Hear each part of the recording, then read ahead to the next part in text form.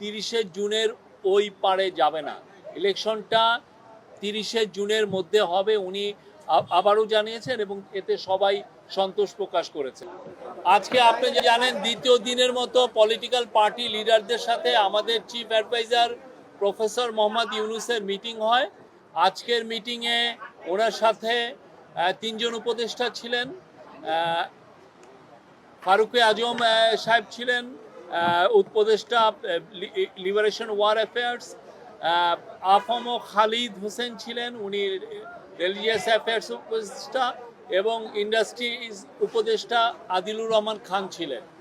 তো আজকে আপনি জানেন যে আজকের মিটিং কালকের এই মিটিংয়ের একটা কন্টিনিউশন, এবং এই মিটিংয়ের মূল যে থিমটা ছিল যে এই পার্টিগুলো আসলেন, পার্টির যে লিডাররা তারা স্যারকে প্রফেসর ইউনূসকে সমর্থন জানিয়েছেন, তার রিফর্ম, তার বিচার, এবং আমরা যে রিফর্ম করছি, আমরা যে বিচারের কার্যক্রম শুরু করেছি, এবং আমরা যে নির্বাচনের জন্য যে কাজ করছি সেইটার জন্য তারা তাদের সম্পূর্ণ সমর্থন জানিয়েছেন।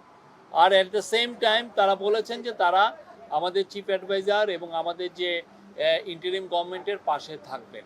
এটা ছিল মূল মেসেজ। আর অনেকগুলো বিষয় নিয়ে কথা হয়েছে, ইলেকশন নিয়ে কথা হয়েছে, রিফর্মের প্রোগ্রেস নিয়ে কথা হয়েছে। ইলেকশন নিয়ে কেউ স্যার আবারও জানিয়েছেন যে তিনি ইলেকশন ডিসেম্বর থেকে জুনের মধ্যে করবেন এবং 30শে জুনের ওই পারে যাবে না। ইলেকশনটা 30শে জুনের মধ্যে হবে উনি আবারও জানিয়েছেন এবং এতে সবাই সন্তোষ প্রকাশ করেছেন। এই ছিল আজকের মূল মিটিংয়ের খুবই আমি সংক্ষিপ্ত সার যদি বলি, এইটাই ছিল মেন। আর স্যার তার ভাষণে দুইটা গ্রুপের সাথে ইন্টারাকশনের সময় কিছু কথা বলেছেন। তার মধ্যে আমি প্রফেসর ইউনূসকে কোট করছি, উনি যেটা বলেছেন, আমরা বড় যুদ্ধাবস্থার ভিতরে আছি। আওয়ামী লীগের কার্যক্রম নিষিদ্ধ হওয়ার পরে ডিস্টাবিলাইজ করার জন্য যত রকমভাবে পারে চেষ্টা করছে। এটা থেকে আমাদের রক্ষা করতে হবে। তারা কিছুতেই মেনে নিতে পারছে না।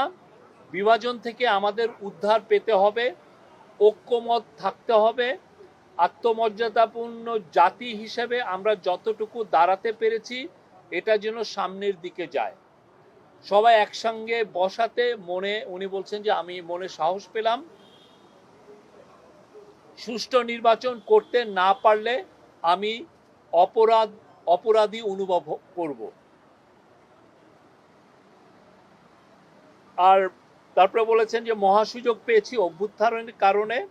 ধ্বংস হয়ে যাওয়া দেশকে টেনে আনা, আওয়ামী লীগকে নিষিদ্ধ করার সঙ্গে সঙ্গে আর একটা যুদ্ধ পরিস্থিতি তৈরি হয়েছে দেশের ভিতরে এবং বাইরে, যাতে আমরা এগোতে না পারি, যাতে সব কিছু কলাপস হয়ে যায়, আবার যাতে গোলামিতে ফেরত যাই। এটা উনি বলেছেন। মানে যারা এই কনস্পাইরেসিগুলো করছে তাদের ইন্টেনশন হচ্ছে আমরা যেন আবার গোলামিতে ফেরত যাই।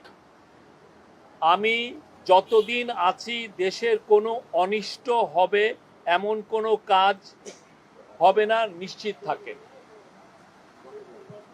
আমি যতদিন আছি দেশের কোনো অনিষ্ট হবে এমন কোনো কাজ আমাকে দিয়ে হবে না, নিশ্চিত থাকেন।